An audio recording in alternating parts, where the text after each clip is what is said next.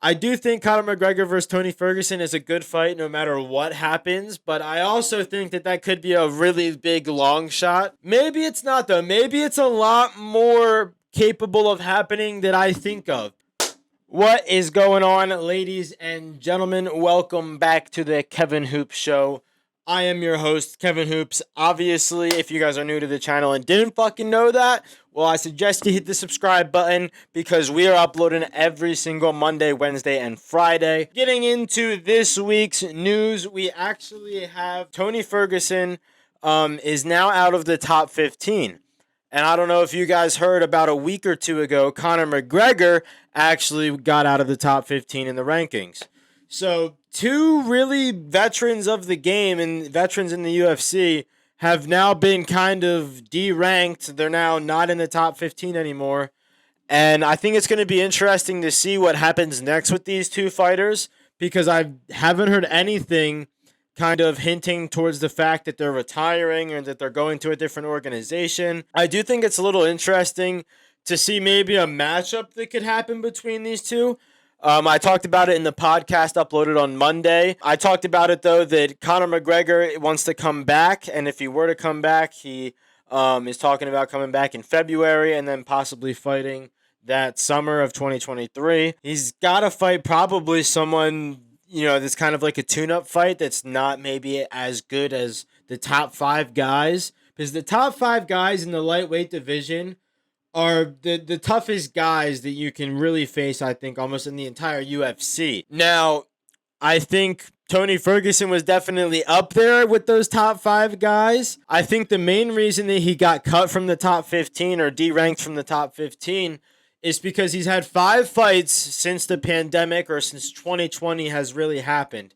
And I know one of those fights, the one against Justin Gaethje, was basically during the pandemic, kind of in a big mix of everything getting shut down and not really knowing if you're going to even fight or not. Another thing I want to bring up about that fight in particular, not to say that, it was a fluke of a loss, but after that loss, Tony Ferguson then goes on to lose 4 fights. Before that, he had one of the highest winning streaks in the UFC during that time period. A 12-fight win streak, unheard of in the UFC. Granted, it went back a few years, but still to hold that through all of those years and not take a single loss is definitely hard.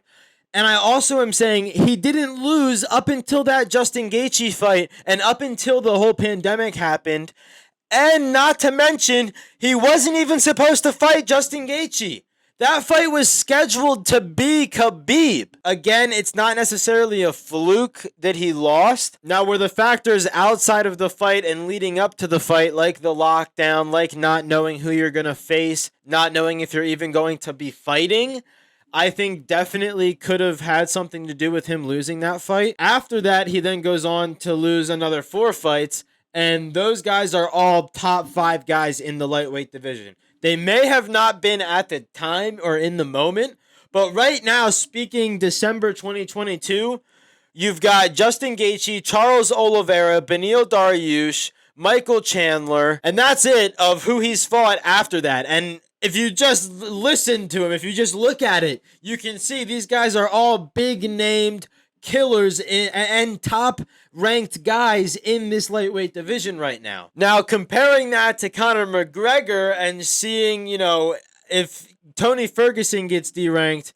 Conor McGregor's had to be, having some losses or possibly, I think, in my opinion, could have been deranked years ago. If you go back his last fights, there wasn't that many after the 2017-2018 era. He fought Khabib in 2018 and, skipped the whole entire 2017, I think, to fight Floyd Mayweather. But after that, he comes back, fights Donald Cerrone after the pandemic happens, and then goes on and fights Dustin Poirier twice and loses twice.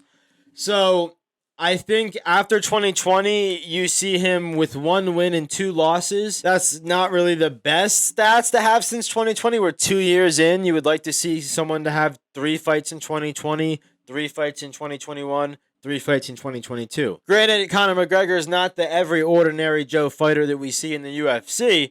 he's definitely the biggest fighter, if not one of the biggest fighters in the UFC right now. But I think comparing these two, it's a little unfair to see Tony Ferguson have a 12-fight win streak leading up to 2020. If you compare someone like Tony Ferguson, though, to someone like Dan Hooker or Renato Moicano, or Moiciano, I'm probably pronouncing that wrong. Honestly, if you compare his stats and his record to those two guys, Renato Moiciano has 3 wins and 2 losses since 2020 has happened. And yeah, that's 3 wins he's had, but 3 wins against non-ranked guys, not guys that have been in the top 5, top 10 of the division. Tony Ferguson, again, has been fighting Michael Chandler, Dustin Poirier, Justin Gaethje, absolute fucking killers in the top of the division. Not to mention, he had to deal with the whole entire Khabib ordeal in fighting Justin Gaethje after that 12-fight win streak. I'm not saying Tony Ferguson deserves to still be ranked. I do think, a 5-loss win streak for anybody should say that you're definitely on the way out. But I do think he could have got a chance to be in specifically Renato Moicano's position. That guy has not proved himself and hasn't proved himself when he faced a veteran like Jose Aldo or anyone really when it comes to even like RDA. He faced RDA recently and didn't beat him at all. So I really do think that, if you do see Renato Moicano versus Tony Ferguson, I think Tony Ferguson wins that fight all fucking day long, no questions asked. El Kukui is still in the game right now. He ain't retiring. He's not talking about retirement. Now, I did see McGregor tweet something about Tony Ferguson on Twitter recently in the actual, I think he posted it on Tuesday. If he was calling Tony Ferguson out, I do think that would be an interesting matchup to see in the summer of 2023 in general. I do think Conor McGregor versus Tony Ferguson is a good fight no matter what happens, but I also think that could be a really big long shot. Maybe it's not, though. Maybe it's a lot more capable of happening than I think of, because if you look at it from the outside looking in, Conor McGregor is unranked, Tony Ferguson is unranked. You kind of just have a big name fight. But I do think that Conor McGregor wants to come back and fight for the title. Whether that's a smart decision or whether he's just saying that to, keep fans watching, I have no clue. In my opinion, he's only fought kind of big names and guys that have been around in the sport for a while. Dustin Poirier definitely is a top-ranked guy when he came back and faced Dustin Poirier after beating Donald Cerrone. But I think, Donald Cerrone was on his way out, basically, when he fought Conor McGregor.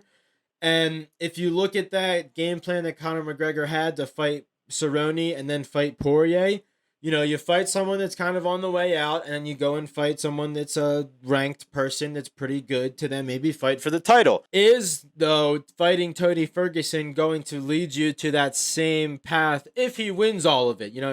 But before he gets on to someone that's ranked after Tony Ferguson, he has to beat Tony Ferguson. And that's no easy task by any means. If you looked at Tony Ferguson's last 12 opponents in his 12-fight win streak, they all had bloody faces. He was called the Boogeyman because he made everybody look like they just got out of a fucking murder scene. So going up against Tony Ferguson is no easy task by any means. Is that going to happen? I think who the fuck knows. But I do think that Tony Ferguson definitely didn't deserve to be unranked. I definitely just think he deserved to be in the top 15. He's been in the division for a long time. He's been in the UFC for a long time. So I think the UFC did him a little dirty.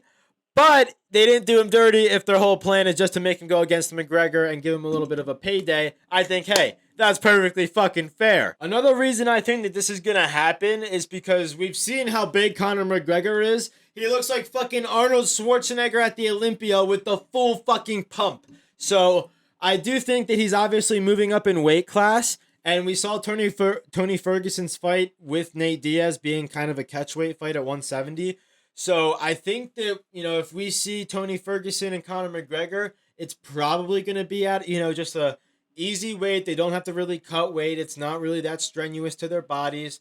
and they can just meet at a weight and have a good old scrap like we all want to see. Another reason I think it would be fair to unrank Tony Ferguson if he didn't want to fight at that weight class anymore. You know, if he wants to go up to 175 to welterweight, I think that, or 170, I'm sorry, if he wants to go up to 170 and fight there, I think that that's perfectly fine. You know, he looked all right against Nate Diaz. I wouldn't say he looked the best. It was definitely a good fight, but again, he wasn't really prepared to fight Nate Diaz. So I think it's all fair in love and war, but if Conor McGregor and Tony Ferguson happens, I am definitely fucking signing up. And the same reason goes for McGregor being unranked in the lightweight division. Obviously, with the full Arnold pump, he's not fucking fighting at 155 anymore. So there's no reason for him to be ranked in the top 15. So I don't think that's the biggest surprise.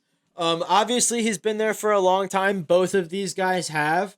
But if, you know, we see both of them being unranked at the same time and both of their ideas might be to go up to 170, I have no problem with it. So sign me the fuck up, ladies and gentlemen. Sign me the fuck up. Hopefully you guys enjoyed this video, though. Don't forget to hit that subscribe button. Let me know your guys' thoughts on Tony Ferguson and Conor McGregor, whether the matchup's happening, whether they're both going to stay unranked for the rest of their careers, whether we'll see either of these guys again. Who the fuck knows? Let me know what you guys think in the comments. I'm talking all points of views. Let me know whether it's the most craziest idea or the most basic idea. Let me know in the comments. Don't be afraid to let me know your opinion. And with that being said, have a great fucking day.